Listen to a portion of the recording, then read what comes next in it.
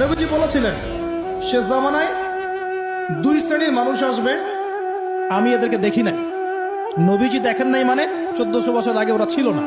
এক শ্রেণী হচ্ছে হাতের মধ্যে মানুষকে মারার কিছু অস্ত্র নিয়ে ঘুরে বেড়াবে, এরা মানুষকে নির্মমভাবে পিটাবে, নির্মমভাবে পিটাবে, নির্মমভাবে মানুষকে পিটাবে।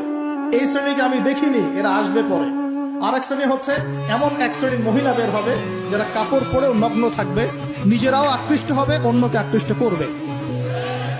তো এই মেয়েদেরকে তো দেখতে পাচ্ছেন, এখন পাচ্ছেন না? তার মানে কিয়ামত কাছে না দূরে? আর আমি এখন ওই হাতে লাঠিওয়ালা ওই গ্রুপকেও খুঁজে পেয়েছি। হাতে লাঠিওয়ালা সেই গ্রুপ কোনটা জানেন? ওই যে ঘরের মধ্যে ঢুকায় ঢুকায় যে ছেলেগুলোকে মেরে মেরে রাত্রেবেলা মেরে ফেলায়, সেটা গ্রুপে। বিভিন্ন হলে হলে দেখেন না, হকি স্টিক নিয়ে 8জন 10জন মিলে এক একটা করে ছেলেকে ডেকে নিয়ে পিটায় পিটায় মেরে ফেলায়, এইটা সেই ছেলে। এদেরকে যারা জন্ম দিয়েছে ওই বাপের জন্য ধিক্কার, এদেরকে যারা জন্ম দিয়েছে এই বাপের জন্য ধিক্কার।